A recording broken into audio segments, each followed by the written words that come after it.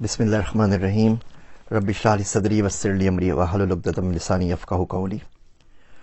السلام علیکم، میرا نام ہے ذیشان عثمانی۔ یہ ویڈیو بڑی دکھی اور تلخ ہے آج کی، اور مجھے پوری امید ہے کہ اس ویڈیو کو ڈیلیٹ کر دیا جائے گا۔ تو میری یہ ویڈیو ہے فلسطین سے متعلق جتنی بھی ویڈیو ہیں، اگر آپ لوگ اپنے چینل پہ اپلوڈ کرنا چاہیں، فیس بک پہ شیئر کرنا چاہیں، ٹویٹر پہ اپلوڈ کرنا چاہیں تو میری طرف سے اجازت ہے۔ میں آپ کو کاپی رائٹ اسٹرائک نہیں دوں گا، آپ اس کو شیئر کر سکتے ہیں۔ فلسطین کے اوپر رونا چھوڑ دیجئے، کوئی ضرورت نہیں ہے رونے کی۔ فلسطین کے اوپر ماتم کرنے کی بھی کوئی ضرورت نہیں ہے۔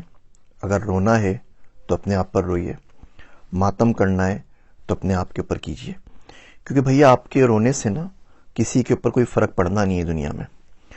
روتے ہی چلے آ رہے ہیں نا 75 سال سے، تو اگلے 75 سال تک اور روتے رہیے، کوئی فرق نہیں پڑے گا۔ کہ دنیا بار بار مسلمانوں کو مار رہی ہے، پہلے 100-150 سال میں مارتی تھی، اب ہر 20-25 سال میں مارنا شروع کر دیا، اب تو ہر 5 سال میں کہیں نہ کہیں مسلمان پٹ رہا ہے، اور ہم سوائے رونے کے اور سوائے بد دعائیں دینے کے اور سوائے دعائیں مانگنے کے اور کچھ نہیں کر پا رہے، اور کچھ نہیں کرتے اور کچھ نہیں کر سکتے۔ بوسنیا کی وار ہوئی، ہزاروں لاکھوں لوگ اجڑ گئے، مارے گئے 1992 کے اندر، پھر 2017 کے اندر برما نے روہنگیا کے اندر لوگوں کو مار دیا، 24,000 لوگوں کو قتل کر دیا۔ میرے گھر میں یہاں پہ جو ہینڈی مین نے امریکہ کے اندر، اس کے باپ کو اس کے سامنے ذبح کر دیا تھا، وہ 10 سال کا بچہ تھا، اور اس کو بعد میں پناہ بھی تھی تو امریکہ نے دی، جس کو ہم صبح شام گالیاں دیتے رہتے ہیں۔ ہمارے ملکوں نے کسی نے اس غریب کو پناہ بھی نہیں دی۔ اور اب یہ مسئلہ چلا ہوا ہے فلسطین کا۔ رب سب کچھ یاد رکھتا ہے، تاریخ سب کچھ یاد رکھتی ہے، ہم لوگوں نے پڑھنا چھوڑ دیا۔ تاریخ یاد ضرور رکھے گی کہ 55 سے زائد اسلامی ملک، 1.6 بلین سے زیادہ مسلمان، 22 سے زیادہ عرب اسٹیٹس، اور غزہ کے اندر پانی کی ایک بوتل نہیں پہنچا سکے۔ جب تک بڑے صاحب پرمیشن نہ دیں تب تک ایجپٹ اپنی بارڈر بھی نہیں کھولتا ایڈز کے لیے۔ بندے وہاں سے نکل رہے تھے، مارے جا رہے تھے، انہوں نے اپنی بارڈرز بند کر دی کہ جی ہمارے پاس نہیں آئے، وہیں جا کے ہم بنے جو کچھ کرنا ہے، یہاں پہ آنے کی ضرورت نہیں ہے۔ سوائے باتوں کے، سوائے لفاظی کے ہمیں کیا ملا؟ لیبیا سے کیا ملا؟ جارڈن سے کیا ملا؟ قطر سے کیا ملا؟ سعودی عرب سے کیا ملا؟ کسی سے کچھ نہیں ملا۔ بولنے کی ہمت نہیں ہے ہم لوگوں کے اندر۔ اب CNN کے اوپر چلے جائیے، جتنے ان کے ایکس آرمی چیف ہیں، جتنے ان کے ڈیفنس انالسٹ ہیں، سب کے سب اپنی کہانیاں گڑھ رہے ہیں کہ وار یوں کرنی چاہیے، گراؤنڈ انویژن ایسے کرنا چاہیے، یوں کریں گے تو اسرائیل کو نقصان ہو جائے گا، یوں کریں گے تو فائدہ ہو جائے گا، سب کے سب آ کے اپنے تبصرے کر رہے ہیں۔ پاکستان میں آپ بتائیے نا کس کا آپ نے بیان سنا ہے؟ کوئی ایکس چیف ہو جن کا آپ نے بیان سنا ہو، کوئی ایکس پرائم منسٹر ہو جن کا بیان سنا ہو، کوئی ایکس پریزیڈنٹ ہو جن کا بیان سنا ہو، کوئی ڈیفنس انالسٹ ہو جن کا بیان سنا ہو؟ یہ سارے کے سارے کہاں چلے گئے؟ اسلامک فورس بنائی تھی نا پوری کی پوری، جس کو ہم لوگ چیئر کر رہے تھے، وہ کدھر گئے اسلامک فورس؟ ان کا کوئی بیان سنا ہے آپ نے آج تک؟ سوائے چھوٹی سی لفاظی کے، ایک دو گھسے پٹے بیانات کے، ہم کچھ نہیں کر پاتے، اور سامنے والے جھوٹ پہ جھوٹ باندھے چلے جا رہے ہیں۔ میں آپ کو کچھ اسٹیٹس دیتا ہوں، ہم لوگ ڈیٹا سائنٹسٹ ہیں، ہمارا کام ہی ڈیٹا کا کام ہوتا ہے۔ پاکستان میں تو وہ بھی نہیں کر سکے، باہر آ کے کم سے کم وہ کام کرنے کی اجازت ہے۔ 23 سالوں کے اندر، 2001 سے اگر شروع کرتے ہیں تو 23 سالوں کے اندر حماس نے اسرائیل کے اوپر کوئی 27-28 ہزار راکٹ پھینکے۔ اچھا، جو راکٹ ہوتے ہیں نا وہ ملٹری گریڈ راکٹ نہیں ہوتے، وہ جو یوریا سے گھروں میں بنائے جاتے ہیں نا، چھوٹا سا ایمونیشن کی کسی کے سر کے اوپر جا لگے تو بندہ مرے، ادروائز وہ زخمی ہوگا بیچارہ، وہ والے راکٹ، اور موٹر شیلز 5-6 ہزار وہ پھینکے۔ ٹوٹل کسی بھی ایسٹیمیٹ سے یہ 36,000 سے زیادہ نہیں ہے، 35,469 ہے ٹو بی ایگزیکٹ، آپ 36,000 کاؤنٹ کر لیجئے۔ ان 23 سالوں کے اندر آئرن ڈوم آ گیا۔ بھائی آئرن ڈوم تو 2011 کے اندر آیا نا، اس سے پہلے تو آئرن ڈوم نہیں تھا، تو بالکل کھلے تھے، وہ آرام سے راکٹ فائر کر سکتے تھے۔ ان 23 سالوں میں ان 36,000 راکٹس نے 69 بندوں کو مارا، 69 بندوں کی ڈیتھ ہوئی۔ اچھا، ان 69 بندوں میں تو اسرائیلی ہر کاؤنٹ کرتے ہیں، اور آپ دیکھ لیجیے آن لائن تمام لکھا ہوا ہے، 2 گائیاں مر گئیں وہ بھی لکھا ہوا ہے، 2 بکریاں مر گئی وہ بھی لکھا ہوا ہے، 2 بچے ہلاک ہوئے وہ بھی لکھا ہوا ہے۔ اس میں بھی 4 فلسطینی تھے اپنے، وہ پتہ نہیں اس بارڈر کے اس سائڈ پہ کیا کریں، 4 فلسطینی 69 میں شامل ہیں، وہ ہلاک ہوئے تو بچے 65۔ اس کے اندر جو بندے 65 مرے اس میں بھی 5-6 مسلمان تھے، ان کو بھی نکال دیجئے۔ تو ایکچوئل جو نقصان ہوا 59-58 بندوں کا ہوا، وہ لوگ وہاں پر ہلاک ہو گئے۔ اچھا، اس کا اگر آپ ایوریج نکالیں تو اس کا مطلب یہ ہوا 521 راکٹ جب فائر ہوتے ہیں تو ایک بندہ مرتا ہے۔ 69 بندے مرے، 36,000 راکٹ فائر ہوئے ہیں، تو 521 راکٹ فائر ہوں گے تو ایک بندہ مرے گا۔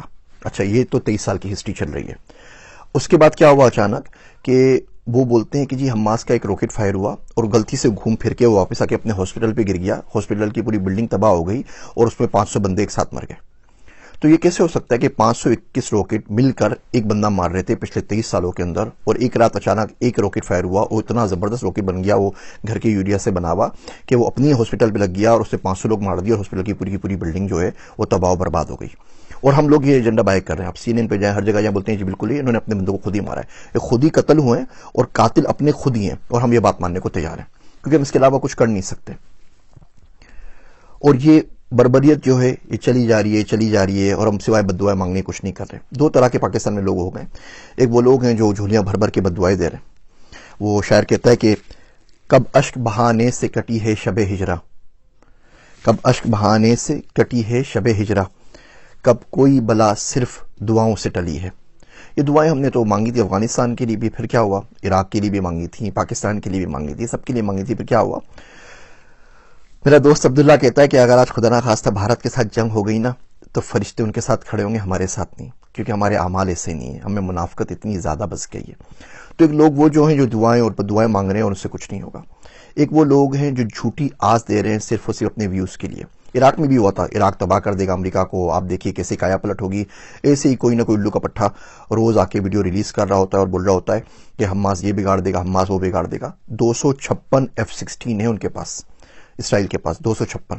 ہمارے پاس جو F-16 ہے وہ ایل بینڈ کے اوپر نہیں چلتے. وہ ایل بینڈ پہ اگر اس کو جانا پڑے گا آپ کو آفینسو موڈ کے اندر، تو اس کی پرمیشن بھی آپ کو امریکہ سے لینی پڑے گی، ورنہ آپ اڑا کے اس سے ڈیفینس کر سکتے ہیں آرام سے. جو ہم نے خود بنایا مشاق وغیرہ تو چل سکتے ہیں، F-16 نہیں چل سکتے، پرمیشن اوپر سے آتی ہے. اینی وے 256 F-16 اسرائیل کے پاس. 70 سے اوپر F-35 ہے. F-35 وہ پلین ہے کہ دنیا کے کسی بھی ملک میں جا کے تباہی مچا سکتا ہے. 160 کلومیٹر دور سے فائر کر سکتا ہے وداؤٹ ڈیٹیکشن. اس کا آپ کو کوئی دنیا کا ریڈار ڈیٹیکٹ نہیں کر سکتا. وہ آئے تھے نا جب اسامہ کو مارنے کے لیے، تو کون سے ریڈار نے آپ کو ڈیٹیکٹ کیا تھا؟ تو یہ اصل صورتحال ہے. وہ بالکل نیست و نابود کر کے چلے جائے گا. دنیا اس کے ساتھ کھڑی ہوئی ہے اور آپ سوائے اپنی لاشیں دفنانے کے کچھ نہیں کر سکتے. اور یہ بددعاؤں سے کام نہیں چلتا. اب کریں تو کریں کیا؟ ٹھیک ہے، دیکھیے پہلی بات تو اس ملک میں رہنا کیوں ہے جو اتنے کمزور ہیں؟ اس ملک میں کرنا کیا ہے کہ ہم لوگ 1.5 بلین 1.6 بلین مسلمان مل کے ایک پانی کی بوتل غزہ میں نہیں پہنچا سکیں؟ مرتے ہوئے بچوں کے پاس اس ملک میں رہنا کیوں ہے؟ قرآن شریف میں آتا ہے نا، سورہ نساء میں آپ دیکھیے فیما کنتم کہ تم کس حال میں رہے ہو، کیا کرتے رہے ہو. تو لوگ بولے گا انا مستضعفین فی الارض، ہم تو زمین میں بہت کمزور بنا دیے گئے تھے. تو فرشتے ماریں گے، بولیں گے اللہ کی زمین وسیع نہیں تھی، کہیں اور نکل جاتے. تو اگر آپ ملکوں میں کمزور ہو گئے جہاں پہ آپ کو بات کرنے کی پرمیشن نہیں ہے، جہاں بول نہیں سکتے، تو کسی اور ملک میں چلے جائیے، بات تو کر سکیں نا. اب یہاں راشدہ طالب ہے مشیگن کی جو کانگریس وومن ہے، وہ ایک بندی نے انی مچائی ہوئی نا، پورے ملک کے اوپر بھاری پڑ گئی ہے، بول بول کے پورا میڈیا پاگل ہو گیا. وہ کچھ نہیں کر سکتے کیونکہ وہ امریکہ میں بیٹھی ہوئی ہے. یہی راشدہ طالب اگر پاکستان میں ہوتی نا تو عافیہ صدیقی کی طرح آپ کے اپنے بندے اس کو بھر کے گاڑی میں لوڈ کر کے بھیج دیتے کہ بھائی اس کو بھی لے جائے، اور بعد میں پھر ماتم کرتے رہتے کہ ہماری بچی لے گئے، ہماری بچی لے گئے، ہماری بیٹی لے گئے، ہماری بہو لے گئے، ہماری پاکستان کی دختر لے گئے. ساری بکواس کر رہے ہو تو خود دے دیتے ہیں. لال مسجد کا واقعہ ہوا تھا نا، تو ہم میں سے کتنے باہر نکلے تھے. وہ تو اپنی گھر کے اندر مسجد ہے نا اسلام آباد کے اندر، وہاں بھی گولیوں کی برسات ہو گئی تھی. اور ایسے واقعات ہوتے رہتے ہیں، کبھی کوئی واقعہ ہوتا ہے، کبھی کوئی واقعہ ہوتا ہے، کبھی کوئی واقعہ ہوتا ہے. سارے واقعات ہمارے پاس ہوتے رہتے ہیں اور اس کی سنگن کچھ نہیں ہوتی. تو اس ملک سے باہر نکلیں. مرد کا ہتھیار پیسہ ہے. مرد کا جو زیور ہوتا ہے وہ ہتھیار ہوتا ہے، اور آج کا جو ہتھیار ہے وہ پیسہ ہے، پیسے سے بڑا نہیں ہے. تو کسی ایسے ملک میں چلیے جائیں کچھ پیسہ کما سکیں نا، تاکہ کسی کی غریب کی ڈونیشن کر سکیں، کسی کی مدد کر سکیں، کچھ نہ کچھ تو اس کے لیے کر سکیں. آپ کے پاس پاکستان میں فلسطین کے ایمبیسڈر موجود ہیں جس ملک میں وہاں پہ رہتے ہوتے ہیں، ان سے آگے پوچھ لیجیے ہاؤ وی کین ہیلپ. کوئی فلسطین کا بندہ ہوگا، کوئی ریسٹورنٹ ہوگا، آپ پوچھ لیجیے میٹ بھیجنا تو میں کس طرح ایڈ کر سکتا ہوں. پڑھنا شروع کریں، دیکھنا شروع کریں، سننا شروع کریں. کیونکہ یہ جو لوگ آج چپ سادے بیٹھے ہوئے ہیں، کل یہی آپ کے پاس آئیں گے، میں کیا لفظ یوز کروں ان لوگوں کے لیے، اور آ کے آپ سے ووٹ کی بھیک مانگیں گے اسلام کے نام کے اوپر. کون سا اسلام ہے بھیا اور کہاں کا اسلام ہے؟ پیسہ ایک دین بچا ہے، IMF خدا ہے دنیا کا، ہم اس کو فالو کر رہے ہوتے ہیں. یہ منافقت کی باتیں بالکل بھی نہیں کرنی چاہیے. ملک سے باہر آئیے، پڑھیے، پڑھنے سے رزق کمائیے، پیسہ حاصل کیجیے، ریسورسز حاصل کیجیے. یہ راشد طالب ایک ہے نا، اگر یہ 100 ہوتی نا امریکہ کے اندر تو آج یہ صورتحال نہیں ہوتی. ہم اپنے بچوں کو کیوں نہیں بھیجتے حکومتوں کے اندر؟ ہم اپنے بچوں کو الیکشن کیوں نہیں لڑاتے ان پاورفل ملکوں کے اندر جن کی کہنے سے کچھ ہو جاتا ہے؟ ہم اپنے بچوں کو وہ تمام چیزیں، نئی چیزیں، ٹیکنالوجی کیوں نہیں سکھاتے؟ پاکستان کا میں آپ کو حال بتاؤں، تلمود اسرائیل کی کتاب ہے. میں نے کسی زمانے کے اندر وہ اسرائیلی زبان سیکھنے کی بڑی کوشش کی تھی، کچھ کتابیں وغیرہ منگوائی تھی تو ایکسپیرینس ہوا. تو پتہ چلا کہ تلمود جو اسرائیلیوں کی جو مذہبی کتابیں مجھے پڑھنے کا شوق تھا پاکستان منگوائی جائے، وہ عربی کے اندر شائع ہوئی تھی قطر سے. وہ کتابیں منگوائی، کچھ اور کتابیں منگوائیں. وہ چھتر پارک میں مفتی سعید صاحب کی لائبریری ہے، وہاں پہ موجود ہے، آپ لوگ جا کے پڑھ سکتے ہیں. تو جب وہاں پر اسلام آباد ایئرپورٹ کے اوپر آئی تو انہوں نے کسٹم والوں نے روکنی، تو انہوں نے کہا یہ کون سی کتابیں منگوا رہے ہیں آپ، یہ تو اسرائیل کی کتابیں ہیں، یہ تو فلاں کتاب ہے، یہ تو فلاں کتاب ہے. ان کو بولتا رہا بھیا کتابیں ہیں، پڑھنے کے لیے منگوا رہے ہیں، ریسرچ کے لیے. خیر انہوں نے 4 دن تک وہ روک کے رکھا. فیس بک پہ جا کے لکھا، لنکڈ ان پہ جا کے لکھا کوئی اللہ کا بندہ مدد کر دے، میری کتابیں چھڑوا دے، مجھے پڑھنی ہے، ریسرچ کرنی ہے. الغرض وہاں پہ گیا، 7,69,000 روپے ان کی فیس بھری، چالان بھری، پتہ نہیں کون کون سی فیس تھی، رشوت تھی، یہ بھی نہیں پوچھا. وہ کتابیں چھڑوا کے لے کر آیا اور چھتر پارک میں مفتی سید صاحب کی لائبریری میں رکھوا دی کہ کوئی بندہ اگر پڑھنا چاہے تو پڑھ لیجیے. اسی طریقے سے ایک دفعہ کتاب منگوائی، اس میں اسرائیل کا نقشہ تھا، تو ہمارے کسٹم حکام نے اس کو روک لیا. بولا نہیں یہ کتاب تو نہیں، آپ کس چکروں میں لگے ہوئے ہیں. میں کہا یار بھیا پڑھ رہا ہوں، ملک کے بارے میں جاننا چاہتا ہوں، جا تو سکتا نہیں پاکستانی پاسپورٹ کے اوپر، کم سے کم سمجھنے تو دو، پڑھنے بھی دو. وہ پرمیشن نہیں ملی. ایون انڈیا سے کچھ کتابیں منگوائی، وہ آج تک نہیں مل سکی، کسٹمز نے روک لی.